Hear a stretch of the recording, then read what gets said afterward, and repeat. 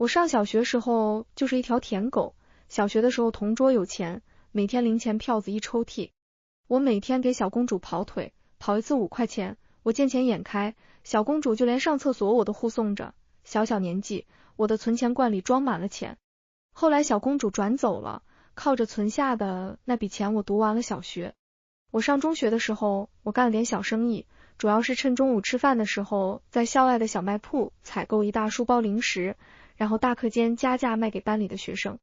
班里最爱买我的零食是一个男生叫霍言，白白净净的，零花钱一天都好几百块，他那时也不知道是什么心理。每次大课间在我这里都要买好几十块的零食，也不吃，买完给别人分着玩。零食袋被大家扔了一地，他喊我去扫地，扫一次20。我那时特勤快，每天跟在霍子言身边忙前忙后。其实大多数学生金钱概念都不足，我那时候赚的还不错，最高的时候一天能赚了300。学生钱在任何时候都比社会上好赚，人没体会到苦，哪里知道钱的重要性。我这人啊，没爸没妈，打小就精，每天就琢磨怎么赚钱。后来上了大学，我为了赚钱特别努力，每天辛辛苦苦赚钱，直到碰见了江锦月，富二代 Plus 版，且花钱无度，简直是天赐送钱人。江锦月具体是个什么人呢？艺术系的大才女，家里是房地产公司的，大小姐一个。我们怎么认识的呢？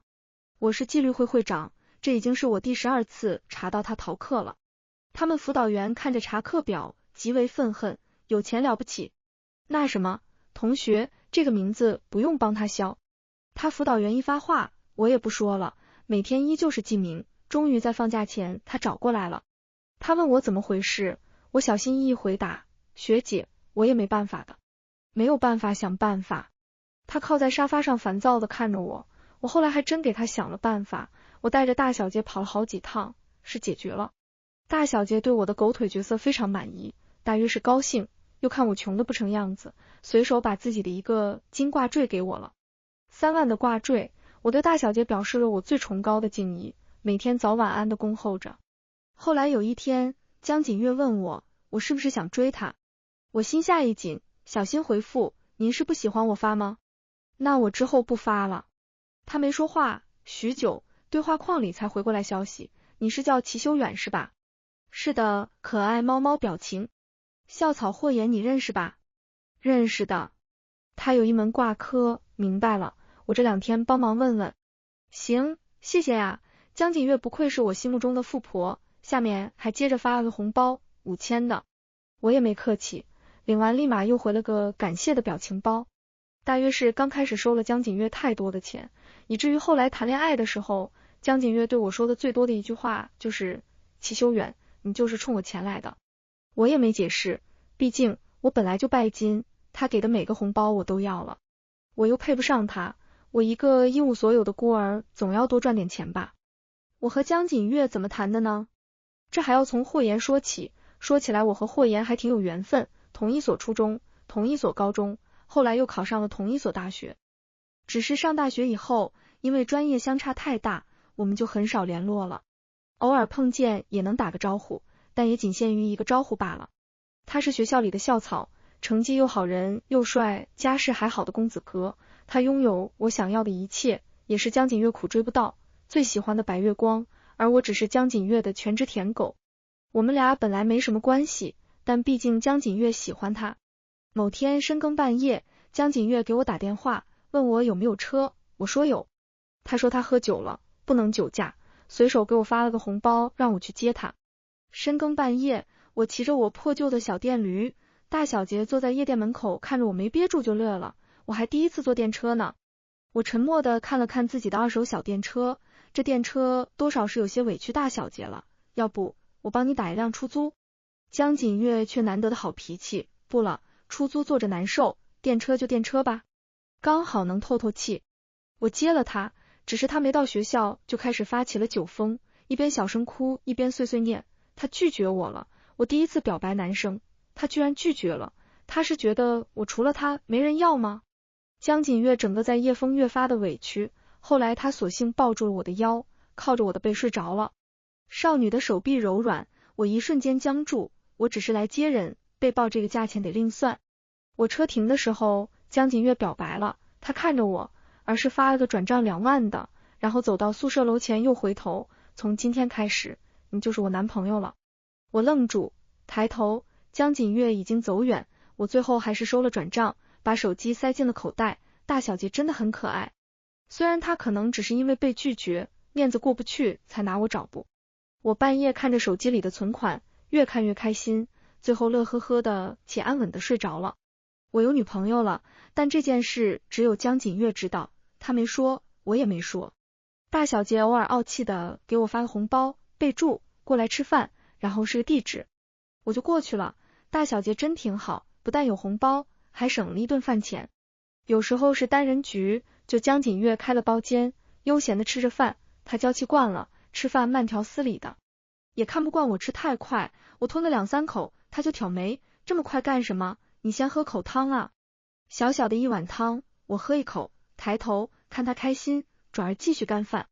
多人局我会控制一点，控制自己安安静静坐在一旁斯文的吃着自己的，偶尔被点名就抬头看着说话的人，带着笑容应了，别人问什么答什么，别人不问了就继续吃饭。有人说我一个男生怎么这么安静，让我随意一点，我也只是跟着笑笑点点头，然后继续安安静静吃饭。对于不说话这件事，我很难评价，只能说你要是个孤儿，你能比我还不爱说话，不爱惹事。我可以不努力，但我却不能犯错，我没办法承担任何风险，包括每一句话的风险。也许我说的是对的，但万一那群人偏偏就想给我找事呢？还是安静点好。我安安静静跟了江锦月很久，后来我生日，江锦月喊我去过生日，我也去了。他家的大游艇，江风吹得贼舒服，我帮大小姐涂指甲油。她缩在沙发上，懒洋洋的开口，生日有什么愿望直接说。我迟疑了一下，果断开口，我想有一套房子。江锦月挑眉，一套房子，过2天。她缩在那里，依旧懒洋洋的玩着手机。江锦月随口许诺的东西，我停了许久才回过神，只切了蛋糕，坐在旁边吃着，渡口的落日很漂亮，奶油也很甜，鬼使神差我侧过头，心跳平复了，我就那么看着他看了很久。我忽然不要房子了，我总能攒够钱自己买的，现在我真的很想亲他一下，我很喜欢他，就在现在，就在今天。可我没说话，也没动，他依旧百无聊赖的玩着手机，似乎是刷到一条语音。语音我没听清，他倒是蹙起了眉，我有事需要先走了，你自己回去。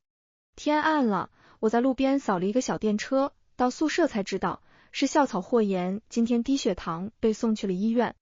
我凑过去，刚好看到室友手机上有人在医院拍的照片，江锦月就站在一旁。室友拍了拍我肩膀，人家在一起才搭配，别舔了，还是趁大学找个适合的。我没说话，只是忽然又想起我那份没吃完的蛋糕，那个许诺，那个下午良久，打了个哈欠，拿着手机上床睡觉了。有那么几天，江锦月有事，我也没发消息。直到霍言出院的那一天，江锦月给我发消息，约我出去玩，去郊游，他发了红包，我就背着包去了。到了才发觉，他们开了2辆车，刚好8个人，我刚好是多出来的第9个。我愣了一下，每个人坐在位置上，没人说话。江锦月没看过，大约是不开心，他只是在玩着自己的指甲。前2天涂的大红指甲油被他卸了，补了别的更好看的。有人喊他，江姐，坐不下了。江锦月这才想起来，看了我一眼，蹙眉，最后目光落在了一旁的游览车上。坐那个不也一样？霍言没忍住蹙眉，让他一个人坐游览车吗？江锦月似乎更烦躁了，那不然呢？他爬上去也行，他坐车顶也行，别问我，我管他干嘛？我立马笑笑，我游览车去吧。你们先去玩。他们的车开走了，我一个人坐在亭子里，现在不是旅游旺季，没什么人，就我一个人坐在那里，我觉得我应该觉得尴尬，有血气的离开，但我没动。今天霍言在，我想江锦月估计会喝酒，他就是那个样子，总是一个人喝醉了，可他一个人在国内，除了我又没人惯着他。等了很久，游览车来了，我坐上去，等到了山顶已经有些晚了，一群人已经开始野炊了。他们我大多都不太熟，只吃过1、2次饭，我寻了个角落，坐在那里，从中午坐到下午。江锦月在烤串没有说话，偶尔有串递到我这里。四周景色很好，我吃了半饱，在看着景色，就想去逛逛。我跟江锦月说了一声，他今天好像心情不太好，也没看我，只是简单应了一声。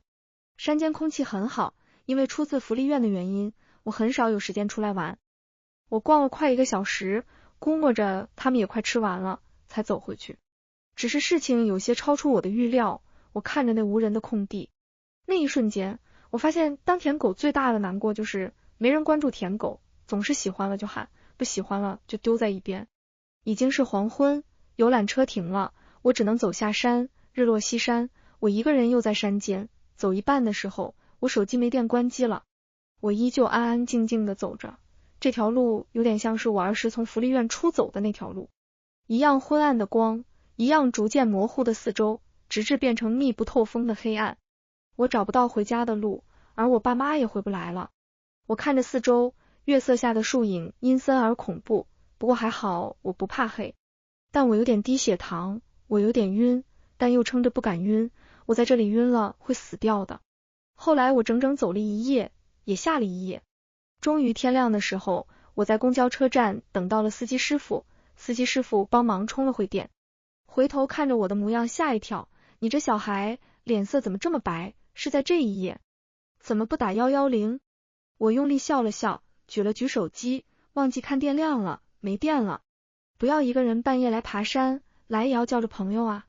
我叫了的，或许他也不算，我怎么算大小姐的朋友？记住了，谢谢师傅啊。我开机才发现江锦月昨天晚上给我回了消息，他很说先走了，让我早点回去。我苦笑了一下，拖着疲惫的身子靠在后座上睡着了。江锦月还是3天2头的喊我去吃饭，某天似乎是想起之前生日对我的许诺，他某天把自己的一套房子过户给我了。这套房子不算大，3室1厅，没人住过，对于江锦月来说应该就是留着随手送人的那种。拿到房产证的那一天，我还是开心的一如既往，我乐呵呵的把我的小房子看了过来。江锦月不理解，一套小房子罢了，有那么喜欢？我郑重点头，学姐，你不懂。我依旧在纪律部，没课的时候就去帮江锦月代课。江锦月对我的要求不高，那就是他在学校不上课，别再出事。我尽职尽责，过年的时候别人都回家，我没回，因为我没有家。我去了我的那一套小房子，小房子是简装，连个电视都没。我一想，就准备趁过年前去买台电视。我逛家电的时候碰见了江锦月，她大约是带妹妹出来了，她妹妹挺可爱的，8、9岁的样子。她那破脾气，恨不得随时跟孩子打一架，怎么都不是会哄孩子的样子，看见我就一把拽住了。我愣了一下，凑过去，学姐。她蹙眉有些烦躁，你会叠千纸鹤吗？会。帮我教她一下，我给你发红包。好的呢。听见我立马点头，这才注意到小姑娘手里拿了张纸，此时抱着纸委屈巴巴的落泪，听见我的话，才把手里的纸递给我。那是一张普通的彩色纸，我折了折，小姑娘抱着叠好的千纸鹤就又重新跑回了孩子堆。江锦月蹙眉，一张廉价的彩纸也不知道有什么喜欢的。我摇头，和金钱无关，喜欢的东西再便宜也是宝贝。大约没想到我会说这话，江锦月看了我一眼，来买东西。想买一台电视。你帮了忙，走吧。我帮你挑。他帮我挑。江锦月一向不怎么在意钱，但我还是拒绝了。谢谢学姐，我付钱吧。江锦月给漫不经心的，不知道在想什么。店员问我们是男女朋友吗？我摇头，但也远远称不上男女朋友了，可能只是朋友，又或者是熟人。我是大3，到今年也算起来也21了。我一个人包了饺子，一个人看着窗外的烟花灿烂，街道上跑着拿着烟花的小孩。我小时候也特别喜欢烟花，绚丽的色彩像一个又一个的美梦。但福利院没有这些，也不让玩。之前在福利院，阿姨过年要回家，每到年30都早早的吃完饭上床了。大家睡不着，就等着半夜。半夜的时候，外边会响起鞭炮声，大家就挤在小窗前，看着那一幕。开始只有一个人落泪，后来所有孩子都哭了。小孩子就那样，看见什么没有的都羡慕。可福利院的孩子更是一无所有。今天我看着烟花又哭了，四周是热热闹闹的，我看着天空灿烂的一片，20多的大男人了，一边笑一边抹泪。有人拽了拽我，我低头，是一个小姑娘，江锦月她妹，她抱着一个小玩具虎，戴着虎头帽，眼睛亮晶晶的。会叠千纸鹤的哥哥，你叫什么名字？你姐呢？我把小孩抱起来，我叫陈晓，姐姐在那边。我顺着小姑娘指的方向，看见了那一群人，那是上次爬山的那些人，而江锦月就站在中央。他们买了很多漂亮的烟火，染红了夜色，他们的烟花灿烂而盛大，他们在一起打闹着，那是我永远也融不进去的圈子。我把小姑娘放下，确认小姑娘跑了过去，我退了几步离开了。大年初一，快中午的时候，有人敲门，我才醒过来，江锦月过来了。我看着他，他把陈晓递给我，他说要找你拜年，闹得不行。哥哥，新年快乐。我没想到还有人给我拜年，找了半天，最后倔强的找了个红纸给他包了个红包。结果他们还没走，就有人敲门。大年初一，人还不少，我开门就被扑了个满怀。哥，想我了没？我超想你的。小抱得紧，整个人恨不得掉在我身上才好。我拼死挣扎，周洛洛，放手，我才不放。嗨嗨，有人。周洛洛放手了，看着我房间里的抱着小姑娘的江锦月，略微思考，然后不可置信的看着我小声道，哥，你为了钱给别人当后爹了。你别太离谱，我是这样的人。你好。还是江锦月先开了口。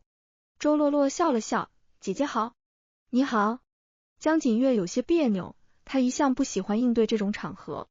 我朋友江锦月，我朋友的妹妹陈晓，我异父异母的妹妹周洛洛。周洛洛不开心，哥，为什么是亲妹妹？我不能是情妹妹吗？不能，我没有喜欢妹妹的癖好。兴趣都是培养的，不行我吃点亏，你叫姐好了，哥，别走啊。中午吃什么呀？我昨天坐了一夜的火车，又困又饿，哥，去桌边坐一会，3分钟，微波炉热好，我给你端过去。我不，我要自己端。你端烫手。那你不烫手。滚！我买了防烫手套。江锦月在厨房外看了我们一会，最后不太开心，抱着妹妹先走了。周洛洛吃完饭也开开心心回房间睡觉了，回到我房间。我没买被子，家里目前就我的房间能住人。我没想过周洛洛会来，我俩的大学太远了，一个南边，一个北边，光过来就要转4趟车，过年这2天票还不好抢。每年打电话，他都是巨委屈来不了。今年过年我还特地给周洛洛打电话，他还说没抢到票，这回到来了。结果大年初一他来了，3年不见，当初的小姑娘更娇气闹腾。大年初一有些大卖场已经开业了，我买了一套被褥，又去买了4件套，光这些就花了我小2000。买完我自己都肉疼，但哪里都能省。周洛洛的被子的好一点，她是易过敏体质。还记得她刚来福利院那天，她被安排到我隔壁床，让我负责先照顾一下，结果她半夜就过敏了。我早上看着猪头一样的小孩，差点吓死，最后反应过来抱着她出门。医生说被子过敏，差点窒息。那之后周洛洛就有了自己专属的小被子，别人不能碰的那种，我是唯一的例外，因为小孩刚来还不会晒被子、换洗被套。周洛洛好像从那天被我抱着送医院之后就特别黏我，所有东西她都过敏，就我她不过敏。她刚来大约是怕生，跟个刷了胶水一样，整天恨不得把自己粘在我身上才好。小时候一只小豆丁还好抱，现在女大18变，她都女大了，再挂就不礼貌了。周洛洛一觉醒来已经是晚上8点，她迷迷糊糊就出来找我，一见我下意识的就想凑过来，被我一把推开才回过来神。哥，晚上好。饭菜自己去热，微波炉手套记得戴，你的房间在隔壁。哥，你要看一下我的行李箱吗？哥，我给你带了礼物。我狐疑的打开行李箱，箱子不大，里面正正的放着一束玫瑰。哥，新年快乐呀。我看着那束花沉默开口，新年快乐。哥，花里面还有银行卡，密码你的生日，是我最近存的钱，周洛洛。没必要。哥，我不是想要干什么，我也不是想逼你什么，不喜欢就不喜欢呗，没什么大不了，我就是来见你，挺开心的，本来想给你买东西，可我送什么都觉得礼物都觉得不好，滚啊！不要吃饭了，带着你的花滚回自己房间。不，我饿，哥，别太感动了。谁感动？早点滚了好。周洛洛在我这住了一段时间，我带着她又买了新衣服。她的衣服很多都需要定制布料，也不是为了装成，只是定制布料更稳定。我养了她很多年，毕竟比她大几岁，小时候看着她各种眼馋别人，可那个时候没钱，想给她补补钙都不够，现在稍微有点钱，总想补偿点，虽然也不欠她的。这是我今年第7次逛街，碰见江锦月了，都快撞习惯了。她看着我，脸色不太好看，每次都是冷哼一声。周洛洛不喜欢她，却也没说什么。小孩很谨慎，她一向不爱给我惹事，后来她撑着脑袋问我，哥，你喜欢他什么呀？喜欢他有钱，我不用再买房子了。我声音淡淡，房子咱俩凑凑也够了，哥，还回去吧。不要，我陪着大小姐当舔狗，这是我应得的。哥，瞅瞅你穷的，我跟朋友开了个公司，等我再赚赚，我养你，保养男大学生，听起来就快乐。滚！江锦月看着我们两对凑在一起的脑袋，忍不住皱眉，你们说什么需要离那么近？周洛洛低头嘟囔了一句，不想看也可以不跟啊。跟着干什么？也不是我嫂子，跟查岗似的。我拍她一下，她抬头对着江锦月嘿嘿一笑，谢谢姐姐这段时间照顾我哥了。周洛洛开学前就要走，走之前磨蹭了好久，才出了门，进了车站还回头，哥，要记得我呀。我点点头，他到了闸口，脑子抽了，又回来抱住了我，委屈的像只小猫似的。我许久伸手回抱了一下，才听他闷声开口，哥，我会想你的。我没说话，只顾着偷偷把银行卡塞他口袋里了。许久，他重新跑回闸机，我朝他挥手，再见。等他过了安检，我才指了指他的口袋，他一摸僵住了，再喊声音都有些破音了，哥。我捂着耳朵大步出了门。其实我和周洛洛不见还好，不见的时候只是分享东西，会偶尔想起来，那些感情好像也并不沉重。但一旦见了面，就接受不了离别，我是如何也堵不住心口那块对于离别的难过。周洛洛的卡里足足有10多万，小孩知道我喜欢钱，但他的我不能要。周洛洛走了，我也开学了。大3下学期，我想到还准备考研，索性把部长的职位辞去了。想到江锦月，我还特地联系了一下他。他之后给我发红包没用了，具体可以联系一下辅导员或者别人。他大约又生气了，那边很久才给我回了一句消息。好，我确认完，也没什么在意的。江锦月很久没联系我，直到某天，听说她谈了新男友。我本来以为是霍言，一打听，还真不是，只听说是个很像霍言的男人。事情落幕，不过为了确认最后一件事，我抱着我的房产证去找了他一趟。江锦月当时还在自家的别墅，他坐在自家泳池边，看见我识蹙了眉。我迟疑开口，这套房子，齐修远，你找我就是为了说这吗？还有之前关于你表白的钱，既然从来没在一起，我觉得我不太合适收。齐修远，江锦月是真生气了，他看着我眼里都带了火。你现在跟我说，这就是为了和我恩断义绝吗？我不是，我现在不想见你，你能不能滚？我愣了，许久才答了一句，能。我抱着房产证走了，后来一想，这算我的舔狗费，还是富婆好。我抱着房产证快乐的回家了。现在不要以后可就不给了，就算卖了也180万呢。后来江锦月毕业的时候，我又见了他一次。他穿着漂亮的学士服，依旧那么高调，只是好像一直不太开心。擦肩而过的时候，他抓住了我。齐修远，你有没有一瞬间喜欢过我？不是因为钱，就只是喜欢我而和我在一起。我想了想，摇了摇，又点了点头。学姐，我之前真的非常动心，我发现我的喜欢就那样，微不足道，也换不回什么。你什么意思？我笑了笑，之前学姐说要给我一套房子的时候，我人都傻了。我当时想，学长会不会也喜欢我，不然为什么要对我这么大方？可很快我又想清楚了，行为学姐有很多房子，所以就不在意了。我觉得真正的喜欢不该是这样的，不该是我被困山里一夜都没有发现一点异常。这个城市我几乎没有特别熟的人，我一直希望学姐能看我一眼的，后来我就放弃了，因为我永远没那么重要。就像那时候学姐的一句，管他干什么，我好像永远没那么重要。江锦月拉住我的手并没有放开，我的衣袖都被拽出了褶皱，我才听见那一声低低的解释，我不是学姐，我想开了，我毕业时会结婚，到时候给您发请柬，你一定要来。他抬头，有些愣怔，像是有些恍惚，许久才答了一句，好。番外，江锦月、齐修远要结婚了。他说那人是他的青梅竹马，可论青梅竹马的话，我们也算吧。我第一次见齐修远并不是在大学，而且在小学2年级。90几年，当时家里还在发展，还不像现在这么有钱，爸爸妈妈还很忙碌，只会给我一把又一把的零花钱，让我自己买零食来吃。爸妈转进内陆工作时，也把我转进了当地一个公立小学。那个小学的人不是很友善，或者换个方式说，他们霸凌我，因为我有钱，因为我瘦小。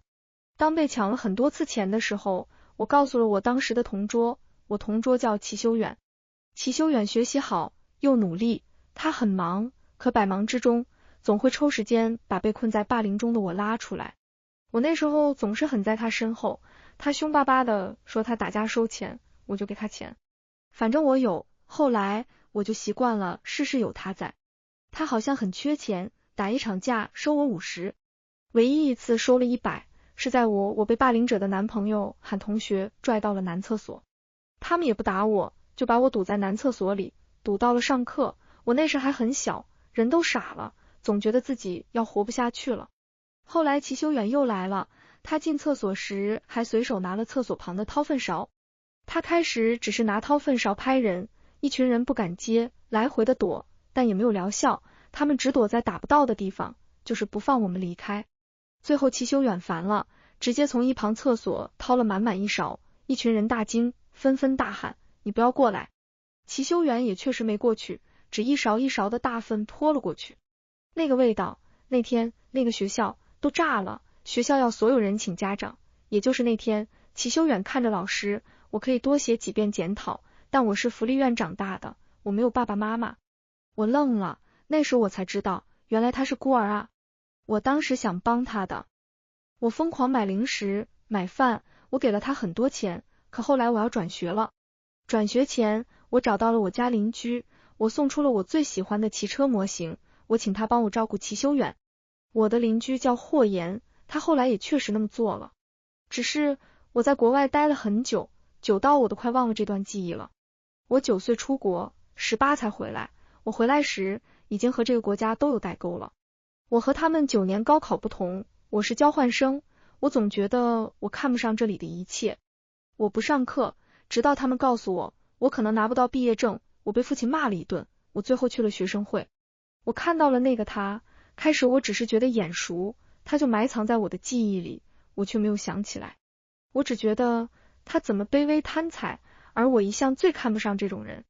可我又总觉得他这人好像事事都很贴心。他喜欢我，我看得出来。可齐修远他很厉害，他明明什么都没有，但什么事情都难不倒他。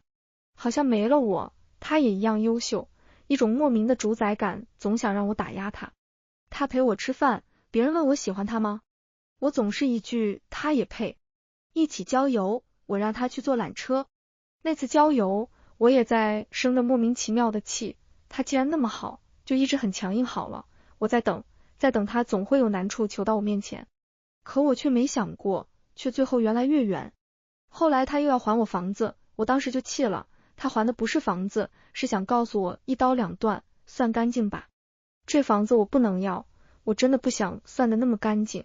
番外，周洛洛过年，大年30 10:07分出发，给哥一个惊喜。大年初一13点40分，妈的，我哥家了。我哥家有一个女孩，还带小孩，吓死我了，拉着我哥的手缓一下。在客厅，哎，这是什么？是高高帅帅的哥哥呀，偷偷抱一下胳膊好了。在厨房，哎，这是什么？是高高帅帅哥哥，抱一下好了。在卧室，哎，这是什么？是高高瘦瘦的哥哥，抱一下好了。出门，哎，这是什么？是高高瘦瘦的哥哥，抱一下好了。嘿嘿，哥哥，爱死哥哥了。过去我爸妈都没死，但他们嫌弃我容易过敏，又是个姑娘，就不要我了，就把我丢了。我找不到回家的路，被人带到福利院。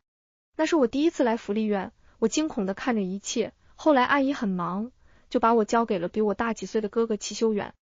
半夜时我又过敏了，又痒又疼，但我强忍着。后来总感觉呼吸都越来越难，大脑思考不动了。天好像亮了，我好像被人抱了起来。那个姐姐喊了一声，她好像是过敏，打120。我努力睁眼却睁不开，我伸手只抓到了一片衣角。哥哥，别丢我，我下次不会了。我哥拍着我，不丢你的，一会120就来了，去医院就好了。我在醒来时是在医院，姐姐在我旁边，我伸手拉着她的衣袖，睡得更香了。后来他们给我买了纯丝绸的床单被罩，我哥沉默地看了眼我，叹了口气，转身帮我洗衣服洗被子。可床单被罩只买了一套，洗完就不知道在哪里睡。我缩门口睡着了，大半夜又被刚放学我哥抱回了屋，醒来我惊恐了一瞬，然后听见了沙沙的作业声，才又睡着。很奇怪，好像是我哥睡的被子很安稳，就不会过敏，我抱我哥也不会过敏。后来医生给我的解释是，可能跟心理原因有关，我不觉得，我总觉得都是我哥牛逼。结婚，妈的，我亲自给我哥求的婚，他不同意，我撒泼打滚。我半夜买醉，我凌晨5点给他打电话哭，我跟他说我要抑郁了，他笑了，他摸了摸我的头，别哭了，开心点。